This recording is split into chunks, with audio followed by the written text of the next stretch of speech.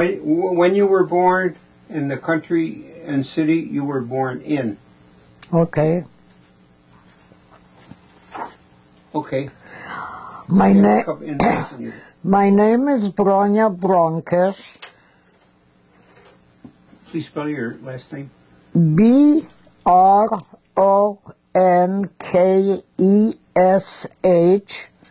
My first name is Bronia, Bronia.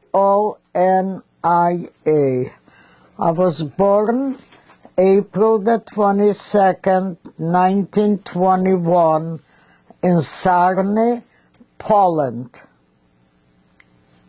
Good. What else? I would like you to tell me about your family. Was your family religious? Well, we were Orthodox Jews, because in Poland you had only Orthodox synagogues. And we were religious, but we weren't, how to say? You're not real religious? Not crazy religious. Because my father had to drive on Saturday, otherwise he couldn't make a living. What kind of business was he in? He worked in the lumber business, and he had to go to the woods to figure out how many trees to cut down to send to the mines, to the salt mines that Poland had. And this was a good profession. And your mother? My mother was she was a housewife, yeah. And she raised the children. And how many children? Two children. Girls. 2 daughters? Yes.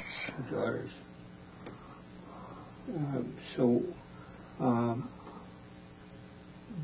You went to school in Poland? I went to a Polish high school, and I finished the Polish high school, and then Germany occupied Poland, and he made a deal with Stalin to get the eastern part of Poland, and we became part of the Soviet Union.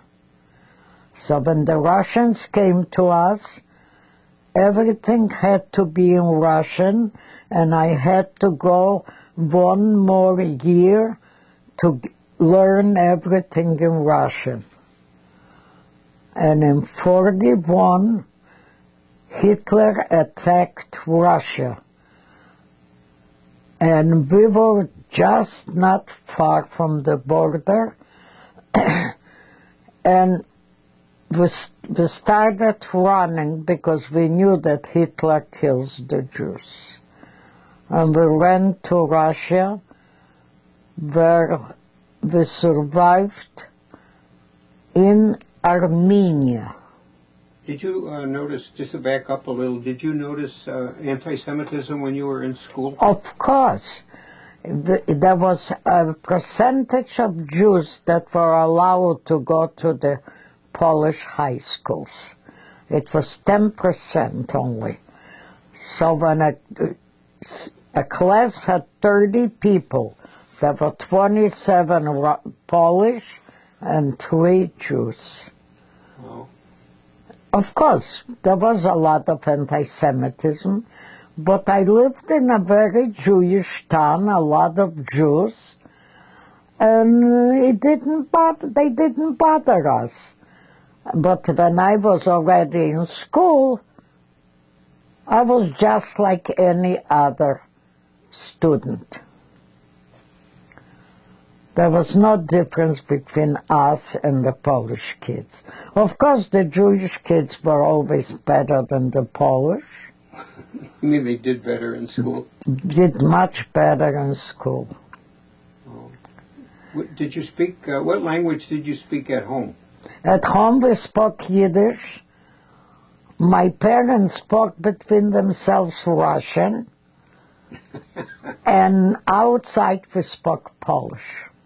because the school was Polish, so we had to speak perfect Polish. And that's how I grew up with the two languages. Well, Yiddish and Polish? Yiddish and Polish.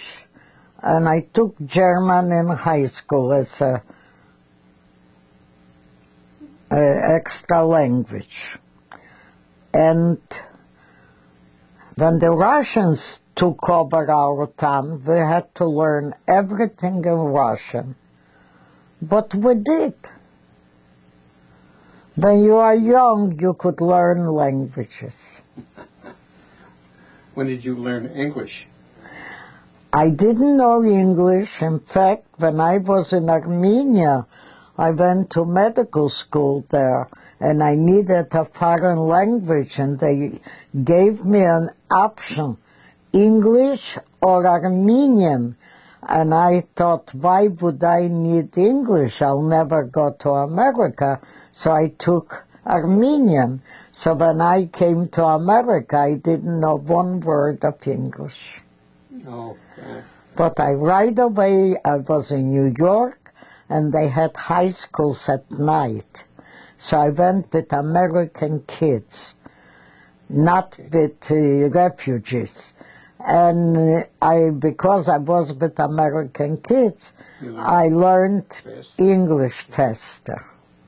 Okay. When the bad things started happening in your town, what did you do? When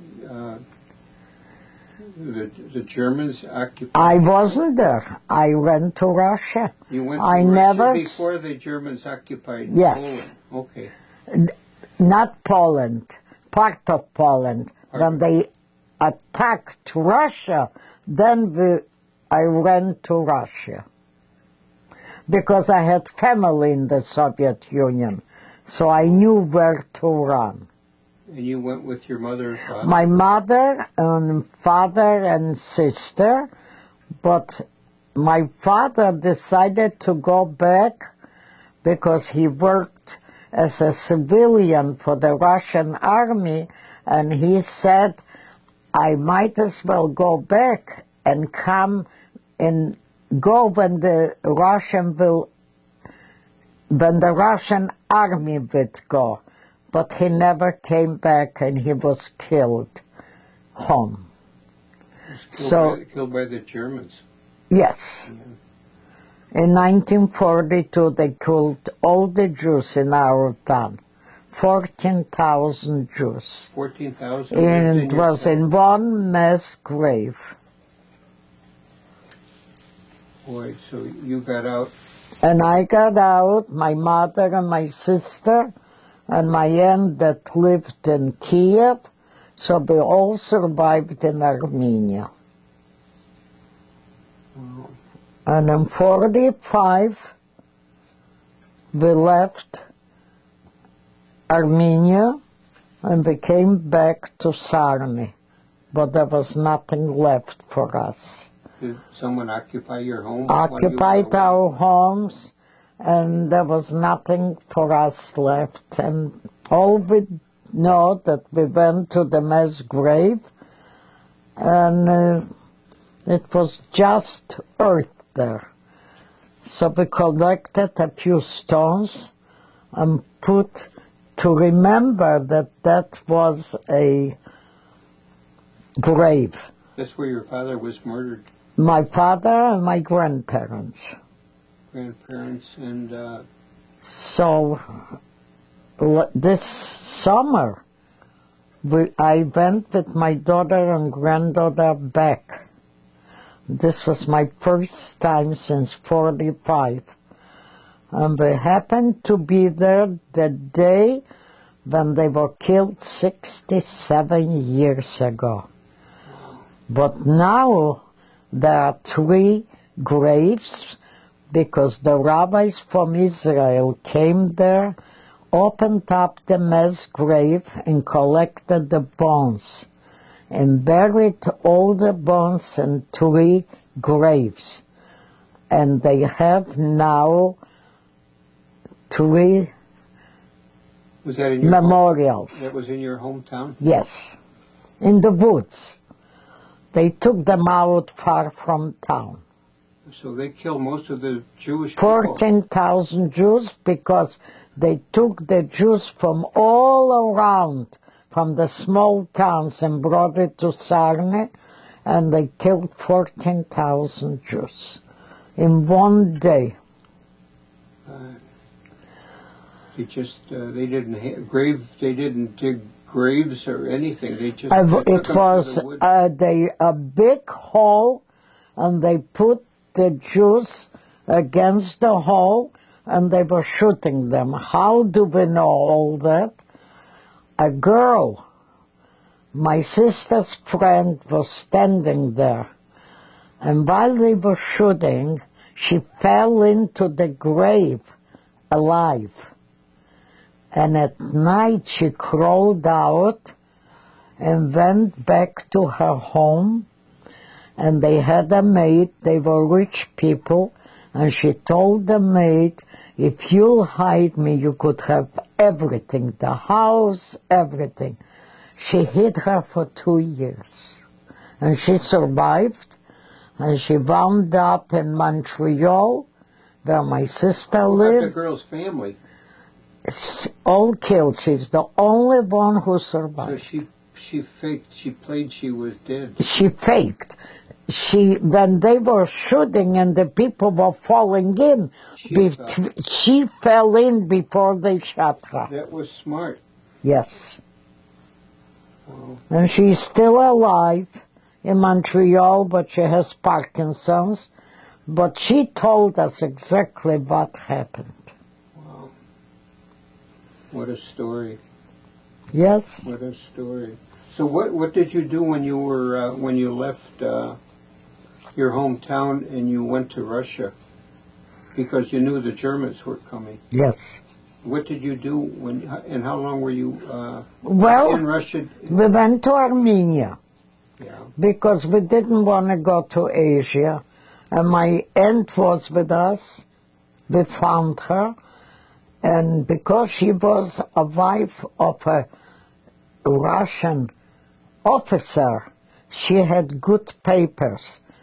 And she asked the Russians to send us to Armenia, because it was past the Caucasian mountains, and we knew that the Germans will not get that far.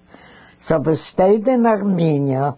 The Armenian people, they look like Jews, and they looked for our horns, because a Jew was described with 2 horns. But they are some Semites, the Armenians. And I went to medical school, and they gave me in Russia. In Yerevan. This is the capital of Armenia. Okay. And I was there 3 years. What is the name of that town? Yerevan. Do you know how to spell that? It's still the same name. Okay. E-R-E-R-E-V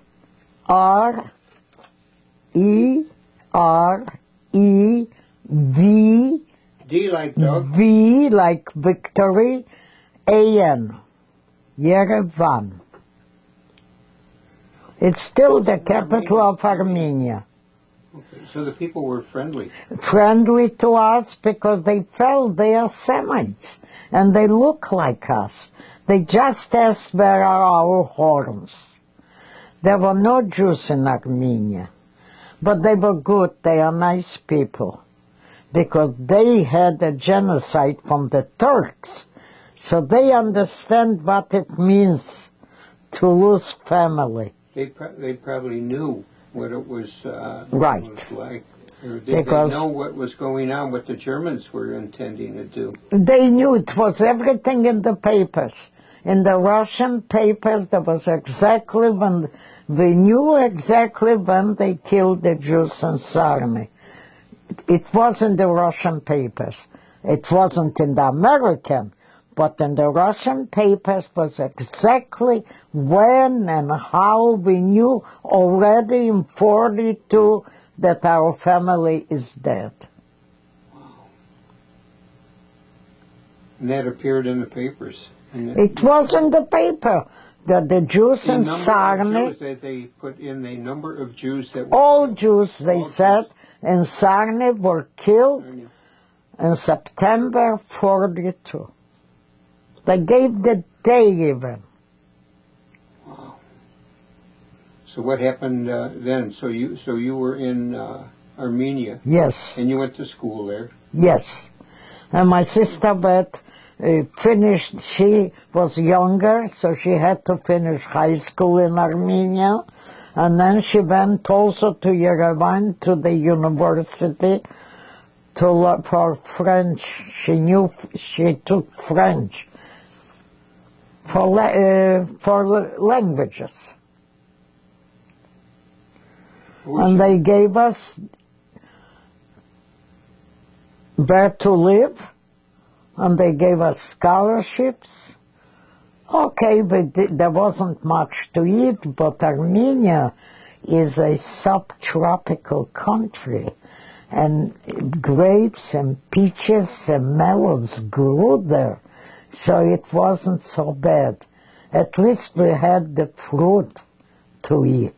Where did you stay when you were in Armenia? In my, how you call it when you go to college? Oh, God. Like now, a dormitory? In the dormitories. Oh, okay. Yeah. And your mother was with you at that time? No, my mother was in a smaller town in Kirovokan, but it was a very big earthquake not long ago. Armenia has earthquakes. Do you know could you spell the town your mother was in? K-I-R-O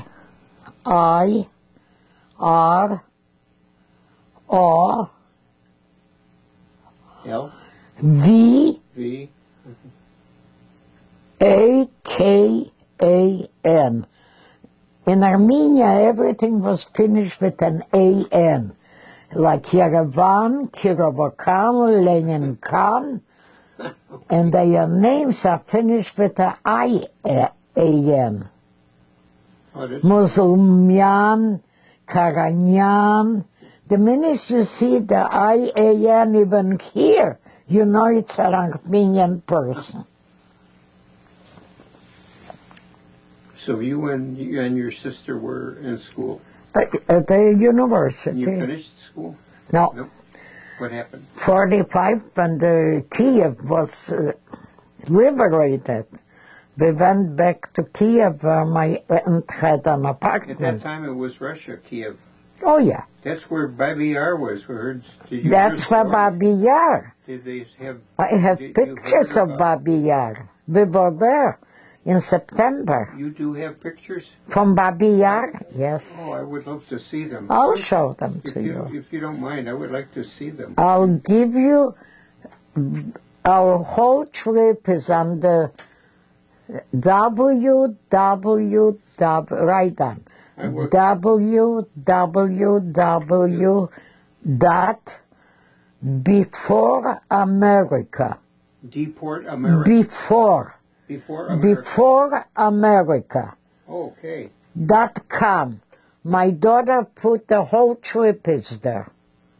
With pictures. .com. .com. So it's www.beforeamerica.com. Yes. And you could see everything. So Babi Yar, we went there when we were now in September. When I came back in 45, we didn't know about Babi Yar. It came out when the poet Yevtushenko wrote the poem that 100,000 Jews were killed in Babi Yar. Because, in a ravine in Babi Yar, yeah. Because, how do you know about Babi Yar?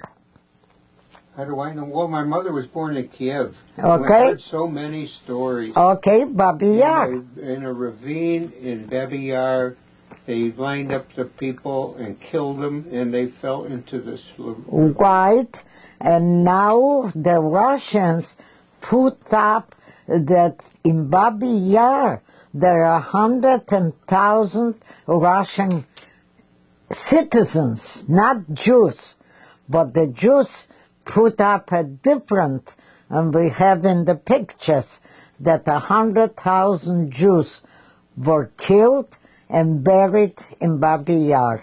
And there is a big They have big memorial. menorah. The memorial is a big menorah, and I'm standing next to that menorah, and it says that 100,000 Jews. You see, from Kiev had more than 100,000, but a lot of them were able to go to Russia. Stalin gave trains for the Jews to run. Oh. But some Jews didn't believe what's going on. Nobody wanted to leave their homes. Yes.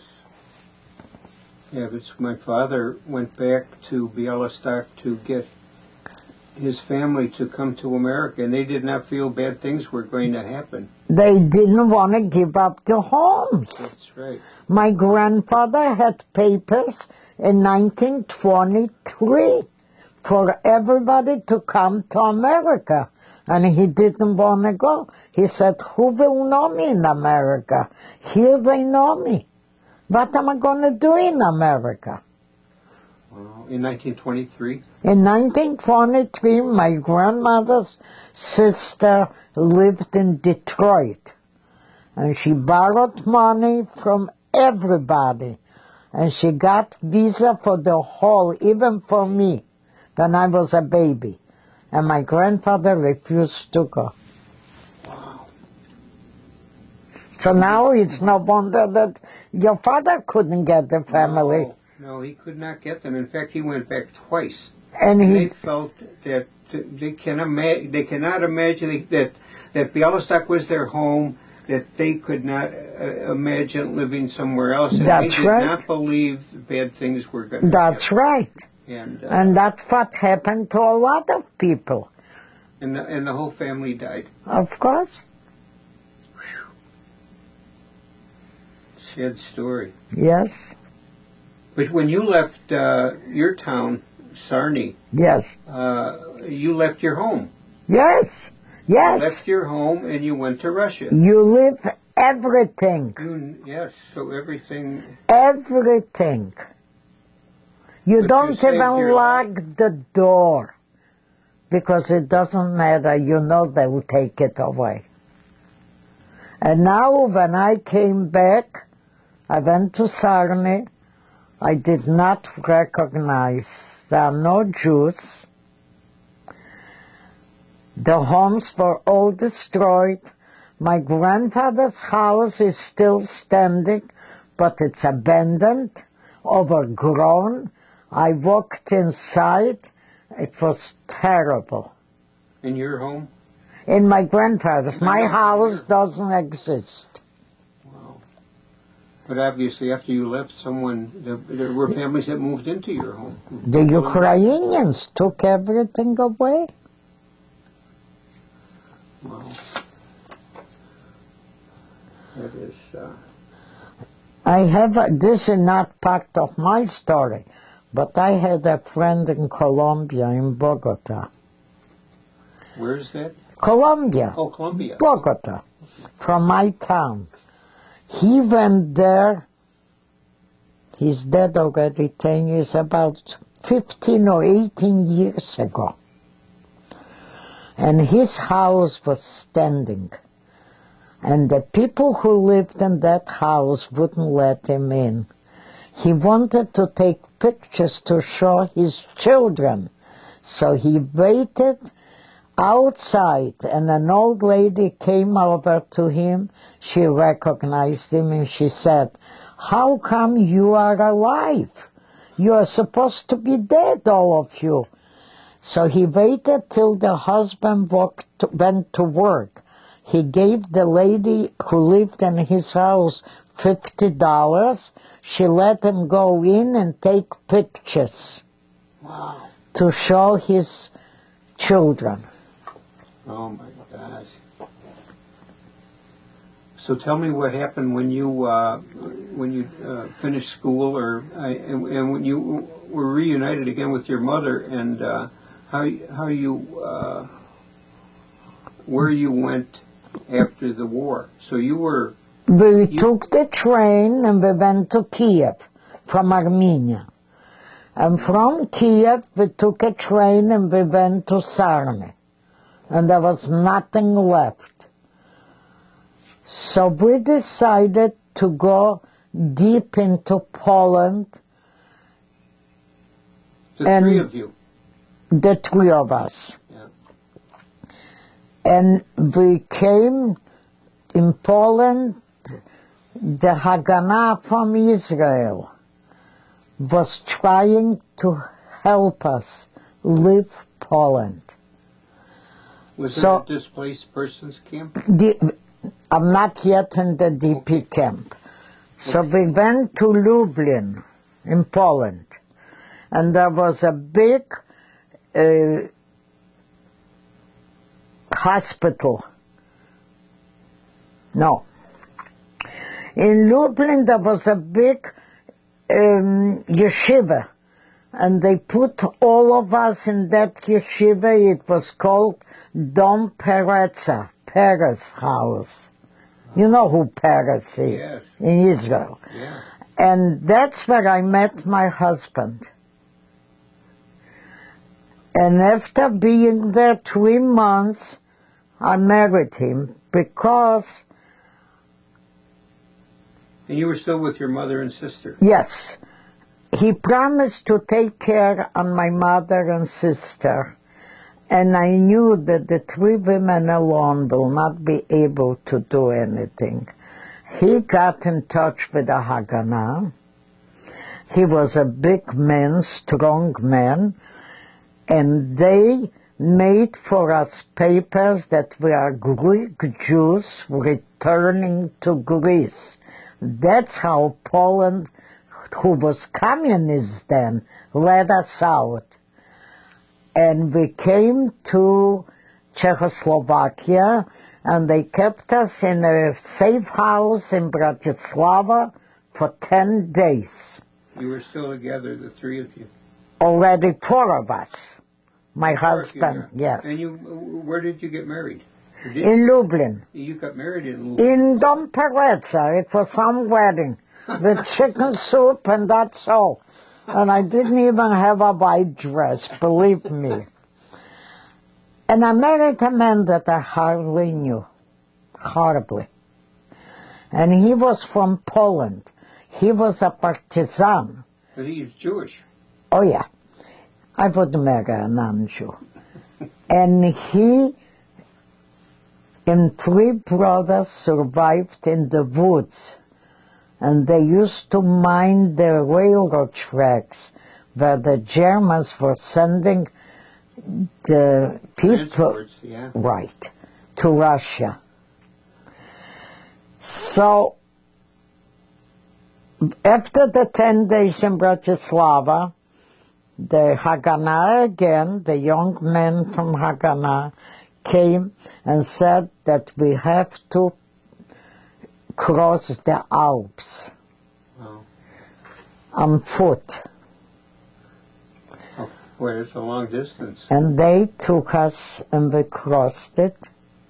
And when we came down, there were trucks waiting for us, and they took us to Vienna. Oh, wow. In Vienna, Rothschild built a big Jewish hospital for the Jews of Vienna. They put us in that hospital, waiting until the American zone in Germany will open. When Eisenhower took over that part of Germany and opened the American zone, he let us come. Again, the Haganah took us to Munich.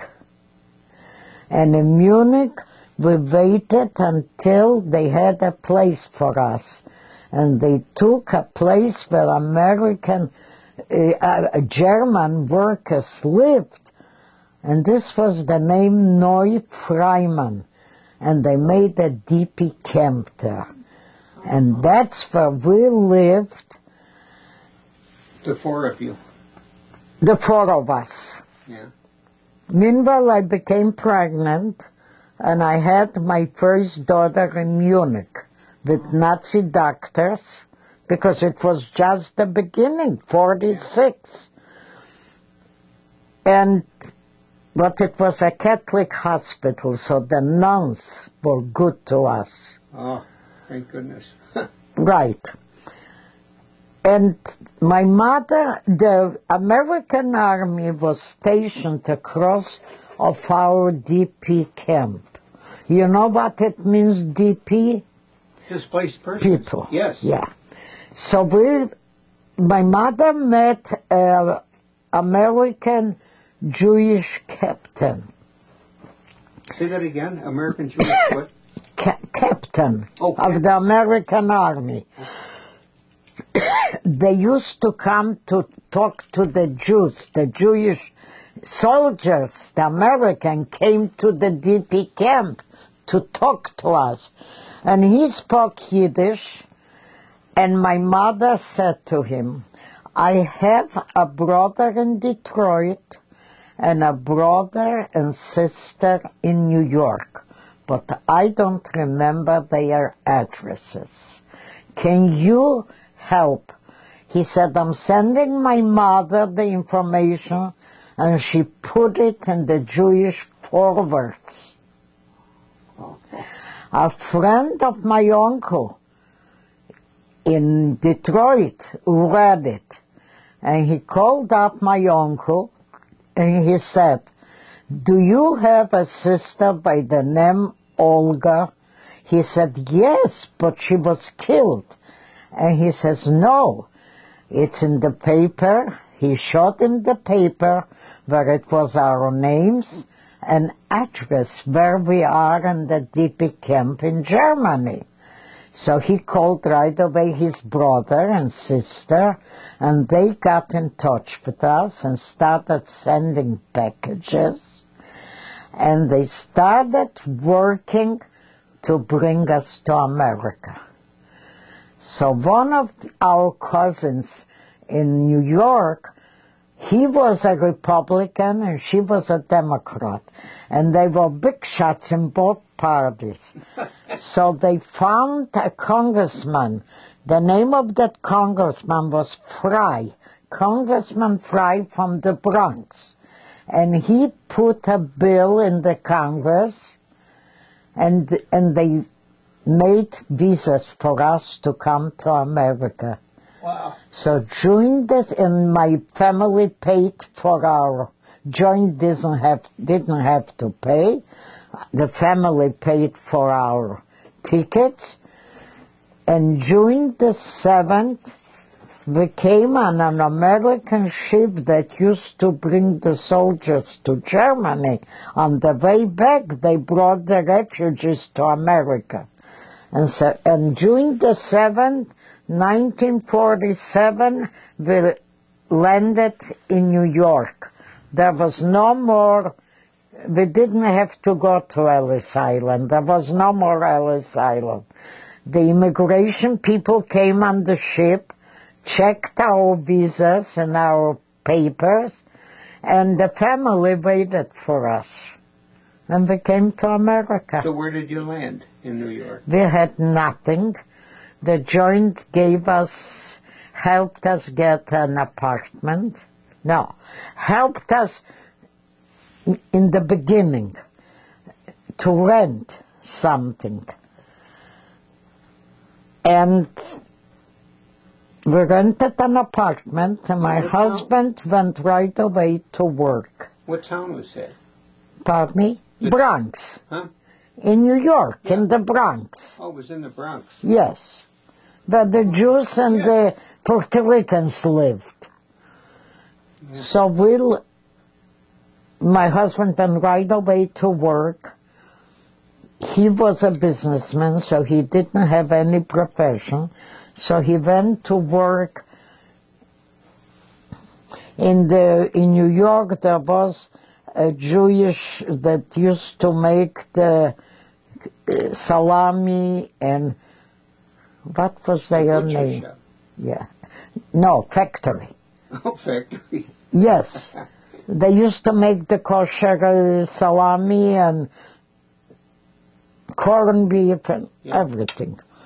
So he worked there a little for $20 a week.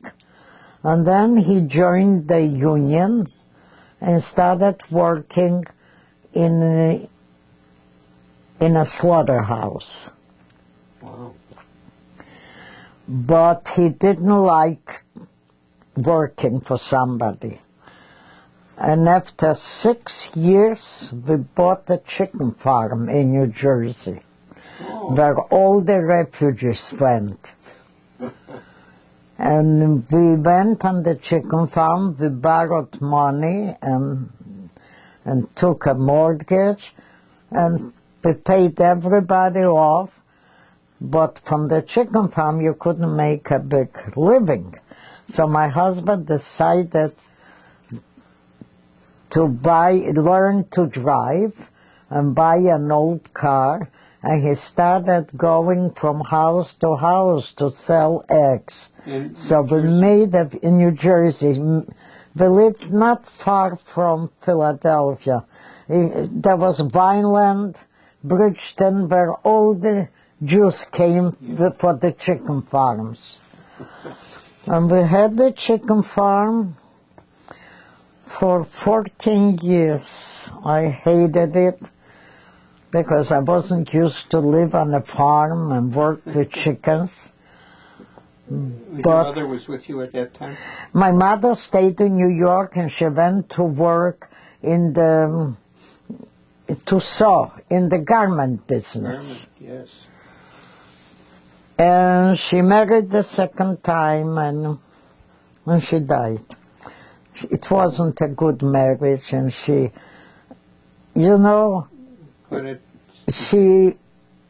couldn't take it. So you moved to New Jersey and she stayed in New York? She stayed in New York where her brother and sister lived. Oh, yes. She died in her sleep. She was 63 years old. It's too young to go. Wow. Yeah. And we stayed on the farm until my husband started going to the selling eggs to the resorts on the seashore, on the shore. A lot of resorts. Atlantic City, Wildwood, Ocean City. Mm-hmm. And then came up a business to buy. So we got rid of the farm and we bought, it was a little business to sell chickens and eggs to the restaurants, because we had the beach there in a boardwalk, and the Greeks had restaurants there. And we built up the business much bigger. And my husband Did believed... you work with him? Pardon me? You worked with your husband? Oh, yes. Because he was always out. And I was taking the telephones. We built up the business that it became a very good business. But the money that we made was mostly, whenever he saw on the beach something to buy, a little lot, a little house, he always said that we're not going to get rich just from selling stuff. We have to have. And we had about 10 properties. Went into real estate. And he never sold the farm. We had 10 acres of land not far from Atlantic City. Do you know that I sold the farm, the 10 acres, from here, when I was living here already? In Arizona? Yeah.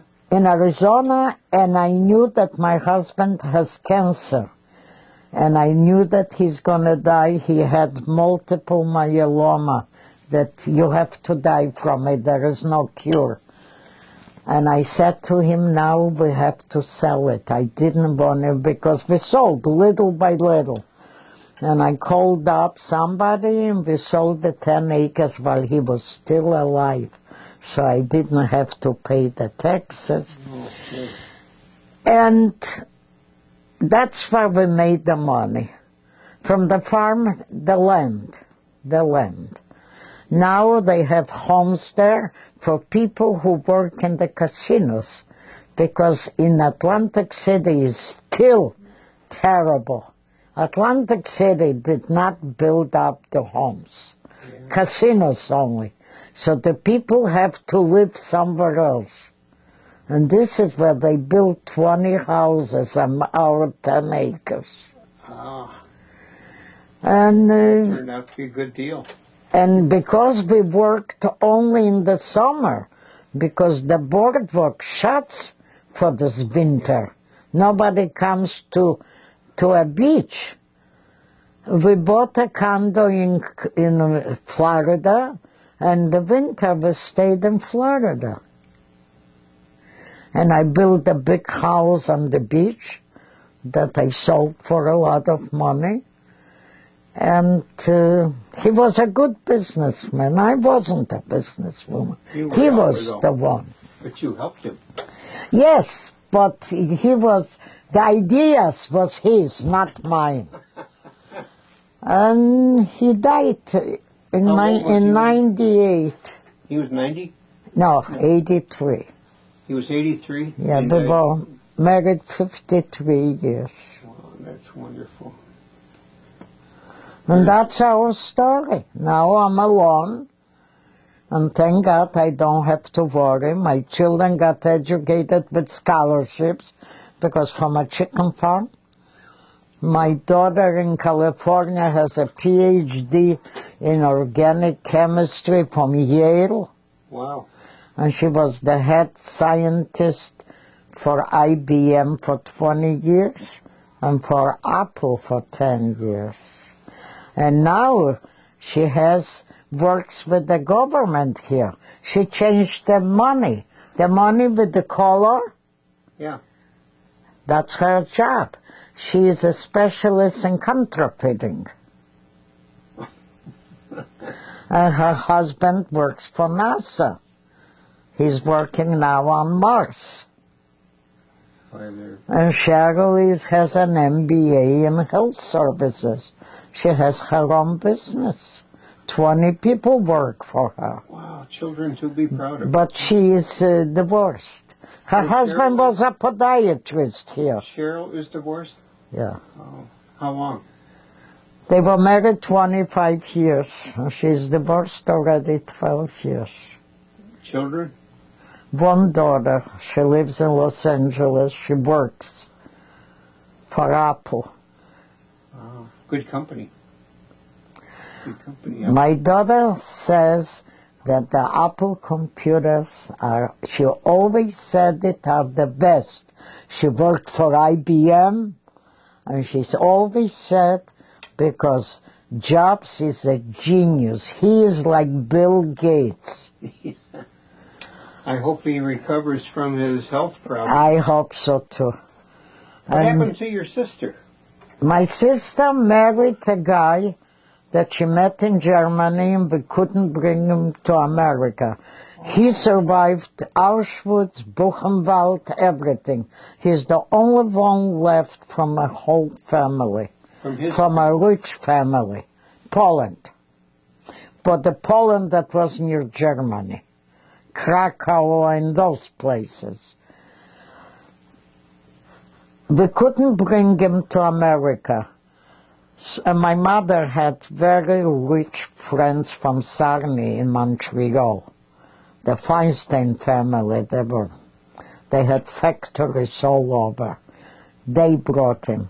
So, and she likes Canada, so she became a Canadian citizen. And in the winter, they are in Florida. But her husband got now a lot of money. His father was a rich man, had a lot of land, and he took out a life insurance policy in London. Where in London? In London, UK. Yeah. 65 years. The policy is there. Finally, they found that my brother-in-law is still alive. Oh, wow. He had to bring all papers that he is really a son, so you got a lawyer in Poland who... And last year they delivered to him $300,000. Wow. Because his father was smart. Very He took smart. in London, not in Poland. My father got in Poland a life insurance, so I couldn't get anything. Yeah. His father got it in London. Smart move, yeah. Mm-hmm. But they are well off. And they have very smart 2 children. Their daughter is in Canada, a geriatric internist. And when you work with old people in Canada, the doctors make a lot of money. Yes. Because they pay for the old people double what they pay a doctor for young people. That's interesting. And the son, at 21, got a PhD in logistics and economics in Stanford. He was the first student in McGill in Canada. And now he's the president of Boston College, the Jesuit University in Boston. Wow, good for him. Wow. Wow, wow. And his 2 daughters are doctors in Massachusetts General. So the whole family is very smart. My father was a mathematician. So how old would your father have been when He was murdered? 41. Wait, he was born in 1899 and he was killed in 42. Tell me what his name was. Shaya. How do you spell that? S, You know?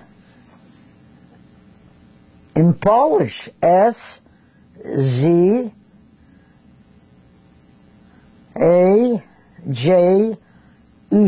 Shaya. This is Polish spelling. In Jewish, it's a Shin Yeshayahu. Have you ever been to a synagogue? Yep. Isaiah? Yeah. That's my father's name. Ah, okay. How about your mother's name? Elke. E-L-K-E. How many was in her family? In my mother's In your family? mother's family. Mama, Sonia, Bud. 6. 6 children? Yeah. 3 born in America, 3 born in Poland. Her sister survived, the one that lived in Kiev, and her brother was a soldier in the Polish army, and he died in a POW camp from typhus. We know somebody saw him when he was in the camp, and we know that he died from typhus. How about your father's family? My father's family, his parents died very young, and he had 3 uncles, and each uncle took 1 child. They grew up. And the uncles were rich. They all have lumber yards. The family was all in lumber. Lumber business. Lumber yards. Lumber The big yards. ones Yeah. that you cut, all kinds, yeah. And their children all went abroad. One was a professor of chemistry in the University of Tehran in Iran. That's how he survived. And the other son was a doctor in the Russian army. His wife and child were killed, but he survived. Oh, lucky. Well, the whole family was very educated in those years. That's amazing. Wonderful. My grandfather's all 6 children finished high schools, Polish high schools. It's good they were able to. Yes. We weren't poor at home. We were the upper middle class. Okay. But later I became very poor. And you know what? I knew that it'll come back. We came to America with nothing. Absolutely nothing. And my rich uncle from Detroit, who had a Chevrolet agency during the war, do I have to tell you? He gave us $50 when we came to get rid of all our clothes. $50. And the other brother and sister were communists. Of course, my mother said to them, it's good to be a communist in America. Right. Right? Right. So how long have you lived where you are now in Arizona? I live in Scottsdale Shadows. Yeah. And I have a beautiful condo. And I don't owe a penny. And I bought my both children houses and cars and my grandchildren. I bought my granddaughter in Los Angeles a house. And I helped them. My children are okay. Both daughters are okay. But I have the money, so I help the grandchildren. That's wonderful. One is a musician, and believe me, she doesn't make a lot. The symphonies have no money. And the old men in the symphonies don't retire. Have you seen the symphonies on television? Sure. All the old men are sitting there. So my poor granddaughter can't get a good job. She's now in Baltimore. She is in the Delaware Symphony that they pay her. Peanuts. Yeah. So I bought cars, all my grandchildren. I don't need the money. But I am stupid. I had 500 shares of Apple that I bought at $8. Now it's $253, and I gave it to Har Zion, and they sold it for $8. Oh, wow. Stupid. You know what happened to it. Okay. I know, of course. My daughter has Apple stock. Yeah, we have Apple computers at home. And Yeah, they are the best. They are good. The best. They are good. Okay, let's see. Will I be getting any pictures that I could add to this video? You have, I guess you could have brought some of your family pictures. Well, but anyhow, I'll look at that website that you gave me. Look at the website so you'll see. She has my grandfather and my grandmother, and she has my father.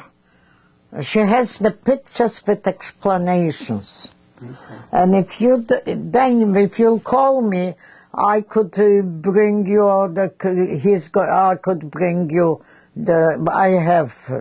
we have a lot of pictures. Why do I have pictures? I have the picture when I'm laying naked, 5 months old, because my grandmother used to send to the children here, and when we came, they gave us the pictures. Otherwise, I wouldn't have pictures. So I have my picture that I'm laying naked on a bear skin. But you look cute. They have all the pictures.